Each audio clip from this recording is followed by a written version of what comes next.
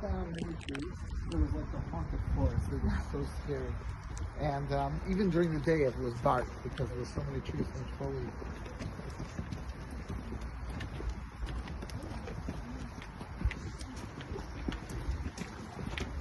This is a cemetery of Jews in Warsaw, like when they died at Holocaust? When they died, from whenever Jews started to live in Warsaw till today. So before the Holocaust. Was it destroyed from the Holocaust? In the Holocaust, the Nazis would go around and randomly like push over stuff. But they didn't destroy it.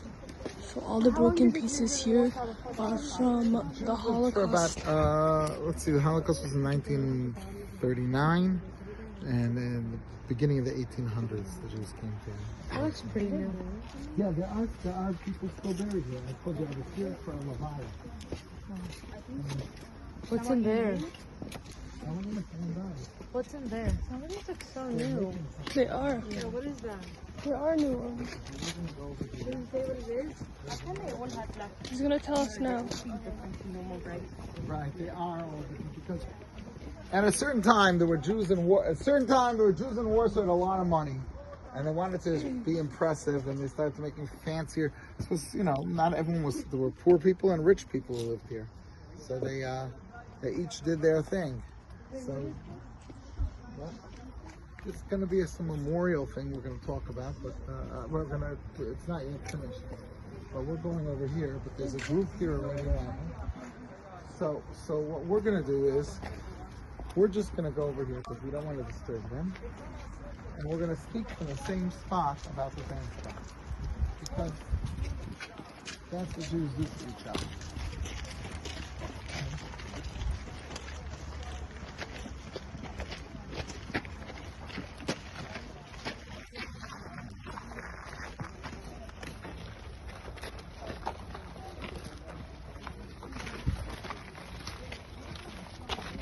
Okay, so come closer, come spread out a little so that we can hear.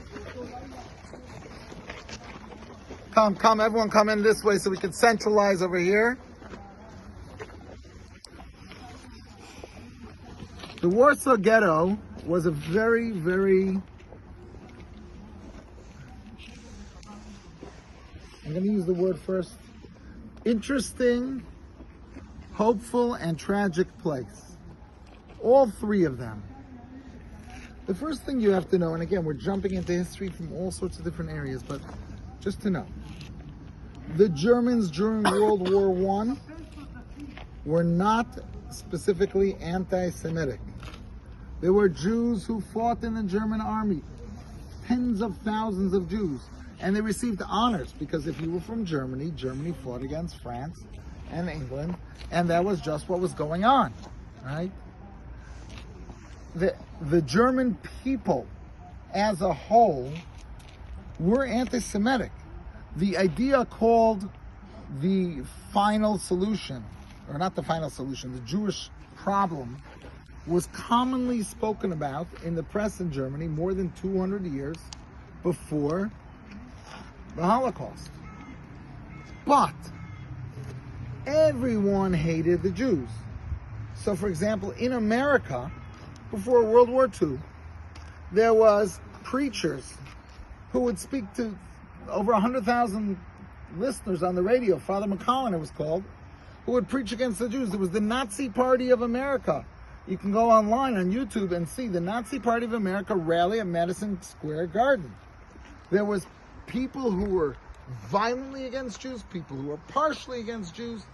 Jews were second rate. I went to yeshiva in Miami. Who's from Miami? Anyone from Florida? Okay, so I went to yeshiva on Alton Road, and the Mesivta was an old hotel. We bought the hotel. It's now near the public, in Sunbank. And in the hotel, they had a sign. When the yeshiva saved the sign, no blacks, no dogs, no Jews. Right? And that was called normal. It wasn't called out of the ordinary. Other places, in England, right? There was a man named Mosley. Anyone ever heard of Mosley? Right? He was the head of the fascist party in England. He made rallies also with tens of thousands of people. So being anti-Semitic was just accepted up until the war. There was pogroms close up until the war. Now, you're going to say in backwards places like Moldavia. Yes, there was a famous one in Kishinev where they took Jews and they killed them.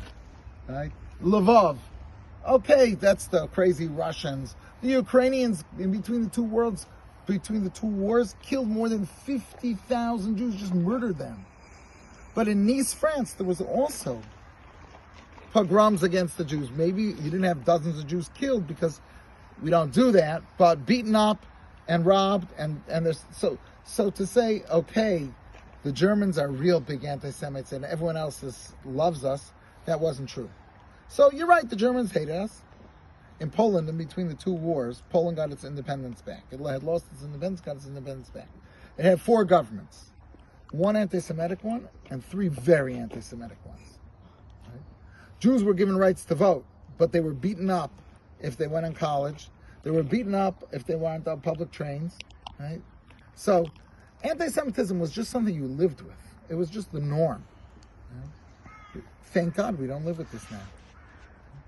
So no one expected the Germans to do what they did. It was impossible.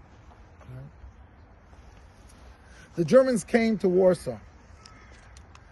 Like in any city, they said, okay, we have to set up laws and rules. And they said, Jews, you're good at taking care of your own.